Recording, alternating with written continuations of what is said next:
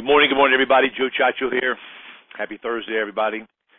Before I get started, I'm going to just go over again a couple of the lead options we have. It's really amazing how these Facebook leads are starting to kick off. We've done already 36 orders in like less than 30 days for Facebook orders. We've got 3 agents already that are on the reoccurring where they want them every single week. They're seeing the value. So what I'm trying to do is try to negotiate a better deal for us to get to where if you buy some more leads, we'll get a better price. So that's in the works right now. But I've heard great things about them. I've heard a couple things that the people changed their mind, they forgot about and all that stuff there. Yet to me, that's just kind of like common and normal stuff when you get any type of lead from anybody. So when you sit and look at it, right now we're doing it at $350 for 16 leads. That works out to be exactly $21.88 a lead. Plus, the vendor we use is giving a little extra leads for somebody that's a long ways away or something that may not be right. That's probably going to change in the future, but as of now, I would definitely take advantage of it. You pay a set fee, you get a guaranteed amount, and then you get a couple extra that come in. When you do it on a reoccurring order, week after week after week, he says they're probably going to end up getting more leads because they crank it up. They do the demographics a little bit differently. They're going to capture more area, capture more seniors, more people. So he says you may spend a little bit more money. You may be committed on a regular basis, yet you're going to get more leads. And when I sit and I think about it, let's just say $20, $22 a lead compared to a direct mail, which is $30, $32. Here in Florida, it's $34. It's almost kind of like a no-brainer not to at least try them. They're hot right now, so I recommend you guys to try them. At least think about it. Get with Jay or Heather. They'll send you the paperwork, go over it with you, let you know how it works. Yet, if you're going to do them, you got to be ready to go to work. You can't say, Joe, I want to do it on Friday, because when we put the order in on Friday, you're going to start getting leads on Saturday and Sunday. So my thoughts are maybe get with Heather and Jay Thursday and Friday. We can hit your card first thing Monday morning. Heather sends the order over Monday. You should start getting leads either Monday night or sometimes Tuesday, so now you got the whole week to work it. So think about that there. Okay. Let's kind of talk about the stuff I have on the topic, things not to say or do on an appointment. What ends up happening when we're in a house, we become sometimes desperate and we say things not that we shouldn't say, but yet our confidence is not strong enough to actually sit and say what should be said. Example number 1. The client's giving you hesitation. They're not sure what they want to do. They want to think about it. I'm not sure what I want to do. I've already got a policy. I don't know if it's going to be too expensive. So what some agents do, they say, listen, don't worry about it. Pick a day 30 days in advance. I don't need no money. They pick a day 30 days in advance. And then from there, what we'll do is that we'll set it up then. Okay? Now, is there anything right or wrong with that there? Yeah, it's wrong. Go by. It's totally, totally wrong to do that there. Because what happens is in the senior market, when you allow your client to pick a date, the money's probably not going to be there. Okay? If their money comes in on the 1st, usually if they're on disability, or the 3rd for the people that are a little bit older, 70, 75 years old, or the new folks that are coming into the new routine of the 2nd, 3rd, and 4th Wednesday, when you give them an option to pick, they're not thinking that they're going to take their money out. Yet you have to be thinking that there. So do not give them the option. Say you got 30 days in advance. You pick out a date you want to do. The reason I picked this topic was because Monday I spoke to an agent. He said, Joe, I'm having problems. The charges aren't there and all that there, and I'm getting chargebacks with the carriers. I don't know what I'm doing wrong. So I said, let's run through your presentation. So we went down. We kind of narrowed everything down, and what he was doing is pick a date you want. So when clients get their check on the 3rd, they're telling him, well, do it on the 4th or the 5th. So he was trying to make the client happy. Nothing wrong with that. But yet making the client happy on a date that they choose is going to make us unhappy when the money is not there. So my suggestion is when it comes to it there, You got to put on your big boy pants. You got to put on your big girl pants and say, let me tell you how the program works. You get your check direct deposit on the 3rd. That's your first discount. We're going to set this up to where it starts next month on the 3rd. Do not give them an option. Some people are going to beg you for the 4th because they want to make sure the money's there. It's happened to me. Okay, so you can't really, strong arm them to get it on the 3rd. But yet most people are going to go along with what you say because of the way you deliver it to them. It's your confidence level. And if your confidence level is not strong when you're delivering the 3rd, 2nd, 3rd, 4th Wednesday, you get a discount for it, they're going to gobble you up and chew you up and spit you out because they see weakness and they see that you have hesitation. Practice it. Okay, somebody gives you a hard time, sit and take a step back and say, okay, it's showtime. I've got a real live audience person in front of me. Let me practice. Okay, that's number 1. Number 2, this happened to me about a month ago with an agent. Client says, well, I'm not really sure what I want to do. Client's filling out the paperwork. They say, no, I want to stop. I want to stop. Okay. So instead of the agent finding out why the client wanted to stop, what crossed into their mind? What thought triggered them to make that statement, I want to stop? Was it something the client was thinking that happened to them before? Something a friend told them? Was it something the agent told them? Is it something the agent did not clarify when the agent was speaking with them on what was going to transpire? We don't know.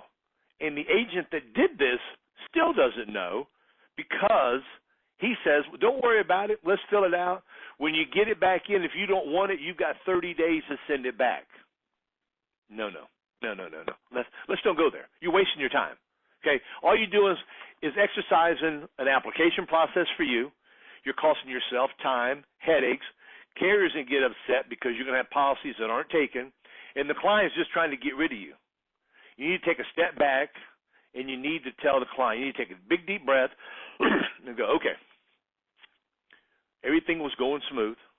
We are in the process of filling out the application. I need for you to please share with me, or please tell me, or please explain to me why you said you have decided you want to stop the process. When you ask that question, I'm asking you not to help them. That was a direct question on why are you stopping it now? What thoughts have come across your mind? May I please ask you why? Why have you changed your mind? When you ask that question, you want an answer from them. You do not want to change it to a multiple choice question to where you give them different choices to pick from, because what you're doing, you're shooting yourself in the foot. Okay? Think about these things here. You've got 30 days to send it back. We're not here for that there. We're there, again, to put your big boy pants on, your big girl pants on. You're there to have some guts and say, I need to find out what's going on. I understand everything was going smooth. I need to find out why. Is it something I said? Is it something I didn't explain properly? Could it be that you're not exactly sure how it's going to work? Could it possibly be the premiums that we spoke about? You can normally tell when you are asking these questions, waiting for a response, because their eyes are going to change. They're not going to change colors, but their eyes are going to kind of open up a little bit, because what happened is that now they're thinking, oh, my God, this guy's reading my mind. How did he know what I was thinking? So we have to learn body language. We got to learn the way people react to when you say something to them, okay? It takes practice. Number 3, something you don't want to do. A client tells you, I want to think about it. I don't want you using my checking account.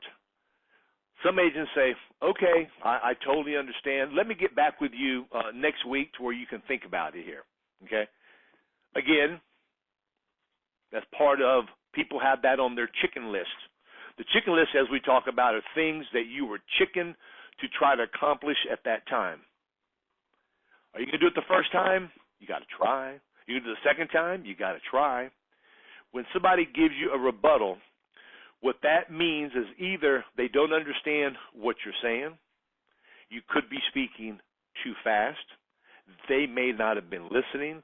They could have been daydreaming about something else because they lost interest in what you were saying. So what you need to do, you need to, again, just take a step back, take a deep breath, and whatever answer they tell you that they want to think about it. I don't want you using my checking account. No money comes out of my account. Do not argue. Do not be combative. Say, I totally understand, and I agree. Yet, then you come back with the question. May I ask why you don't want to come out of your account? Yet, may I ask you what you would like to think about?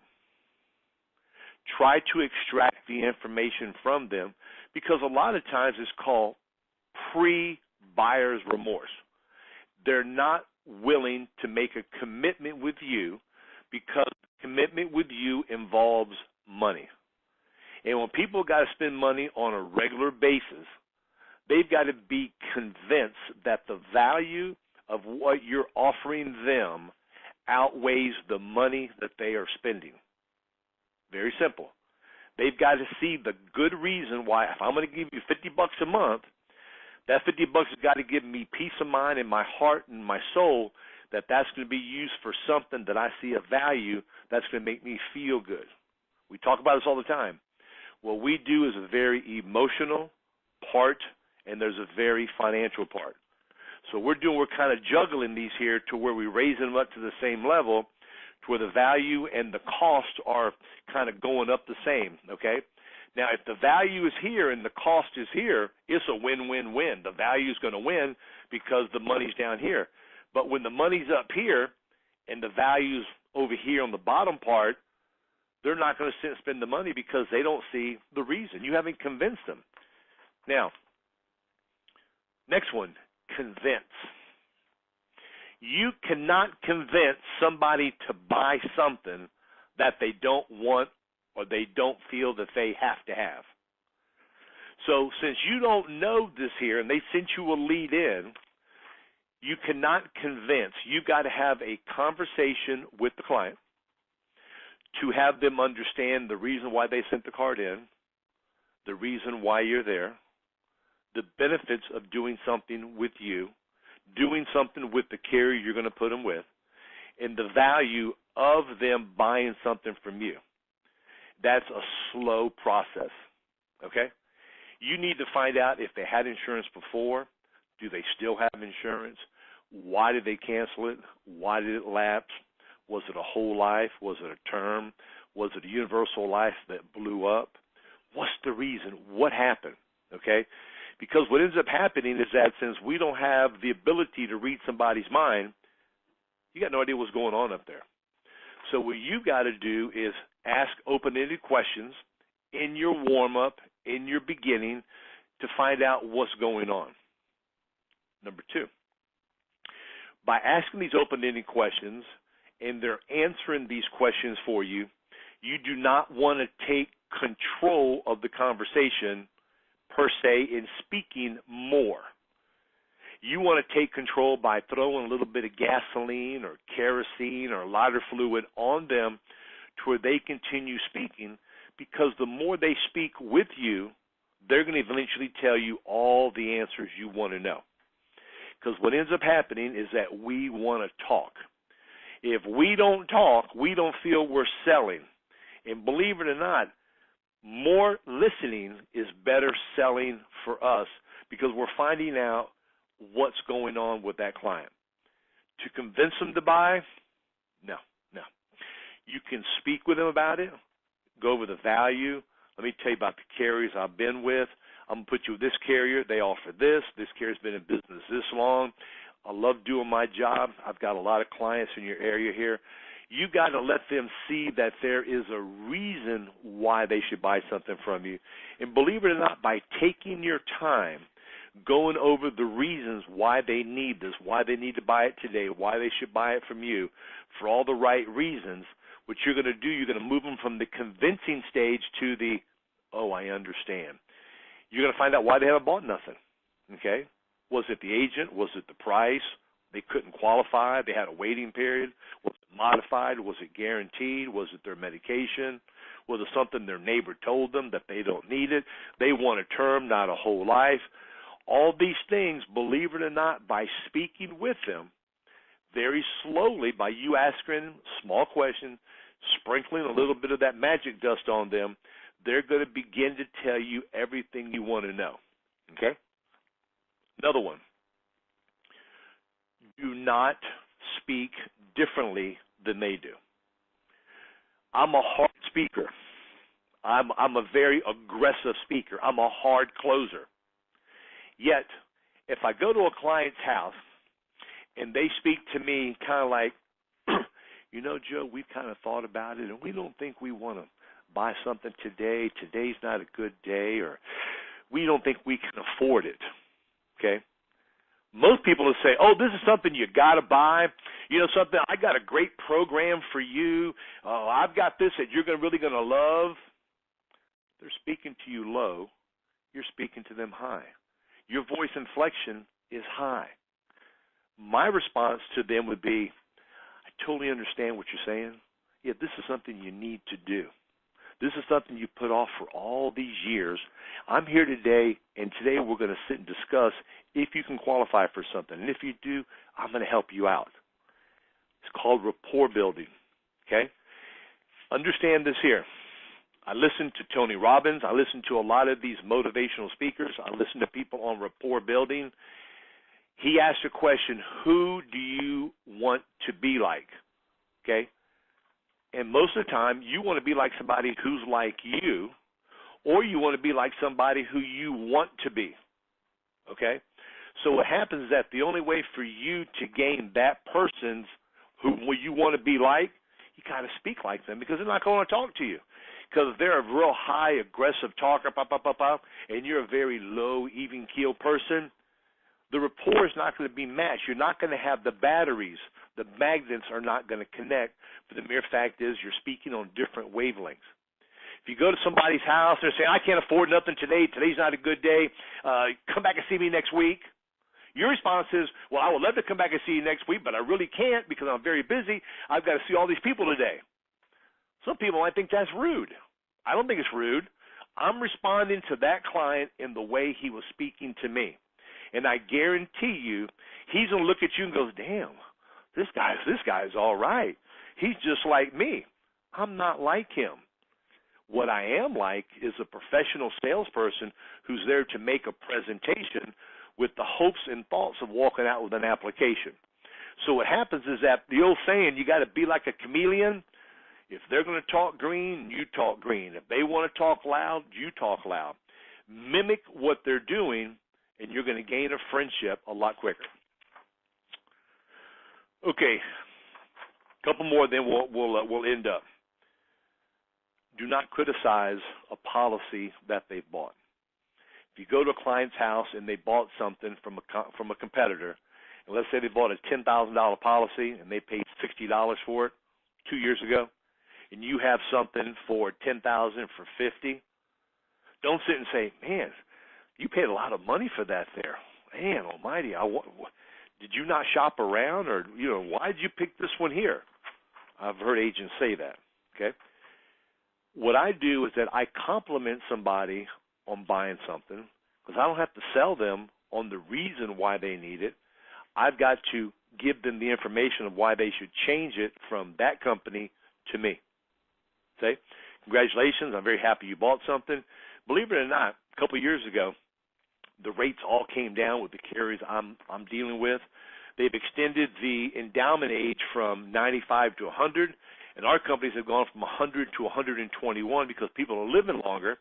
And what we've come to find out is that the insurance companies have lowered the rates because people are living longer. So, matter of fact, based on what you have, we may have a little cash value in there for you. Let me see if you qualify, because I guarantee you I can save you some money, okay?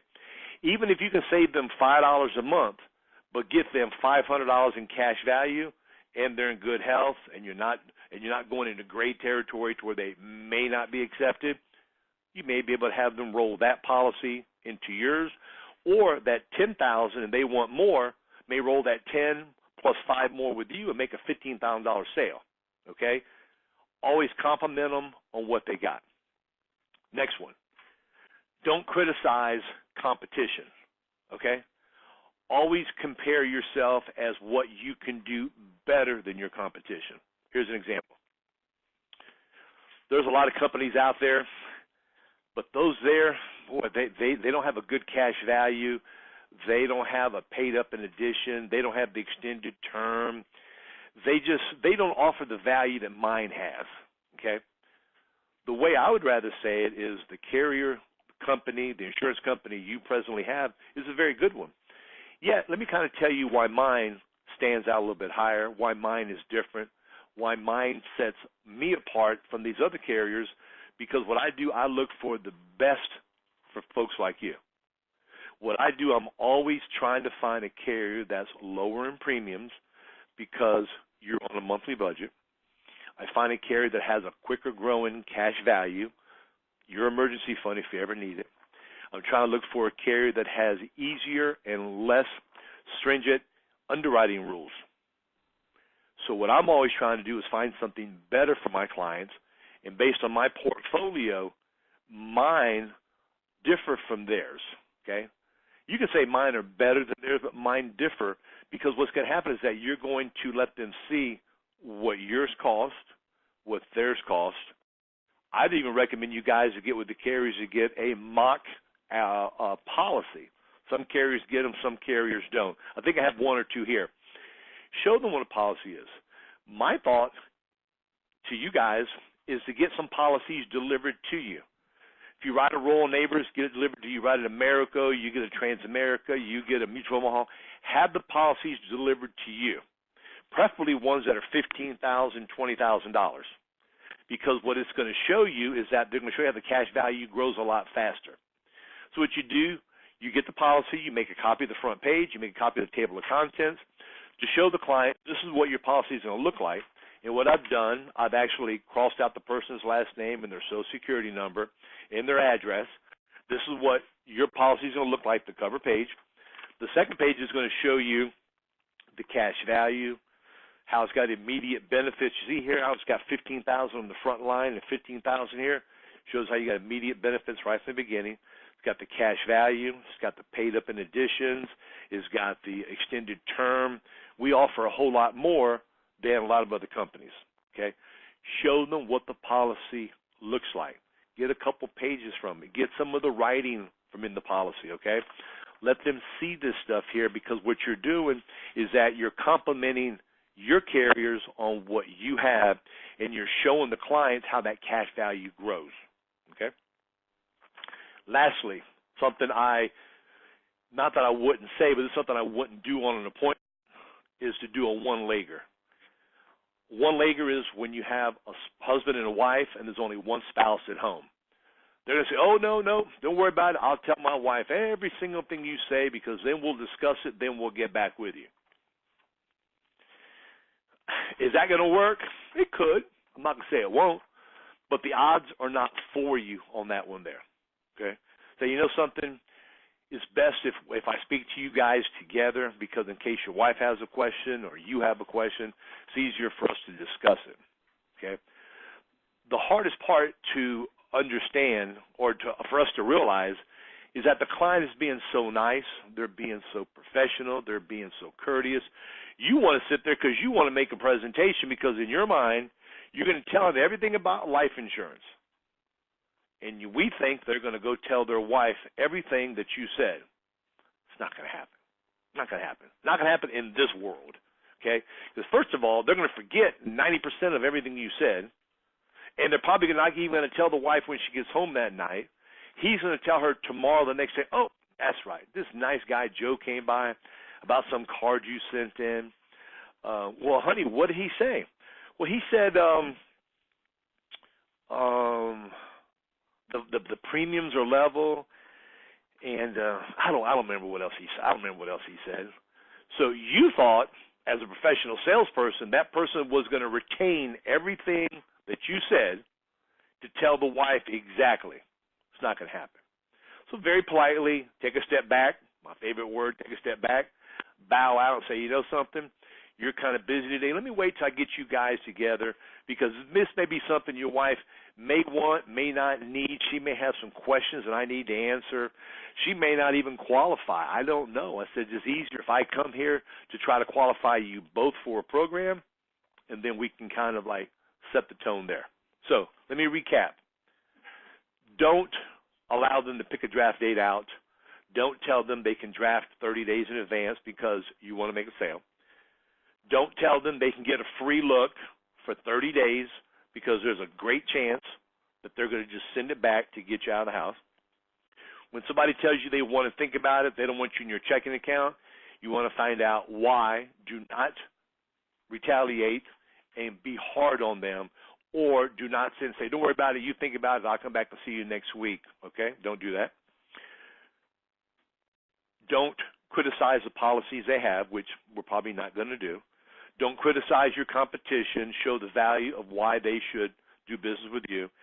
And I highly suggest not to do one-leggers. Okay? If you do decide to do a one-legger, say, right now this is something you want for you, does your wife have to be here to make this decision? When I go over the information with you and I show you all the different ideas with the programs that are available, you'll be able to make a decision today without your wife being here to move forward. I've had a couple people do it. I have. And I've had a lot of them say, oh, Joe, you know something? I didn't realize it was this intense. I need to get with my wife. So what have I done? I've wasted my time. So, okay, does anybody have anything they'd like to say or add, or some things they've come to find out over the years of doing this business, of things that they feel could hurt you when you are in a home? Anything that you guys want to talk about or say? Okay, look at the board. Nobody has their hand up. Okay, tomorrow I'm going to talk about the purpose and the reason for a funeral. Okay, basically the bottom line, the word is closure. So we'll go into more details tomorrow. Appreciate your hard work. You got any questions, call myself, call your managers, hit them hard. If you need any information about Facebook leads, direct mail leads, whatever you need, get with Jay or Heather. We'll be more than happy to help you guys out. Make it a great day, and hit them hard, guys. Bye-bye.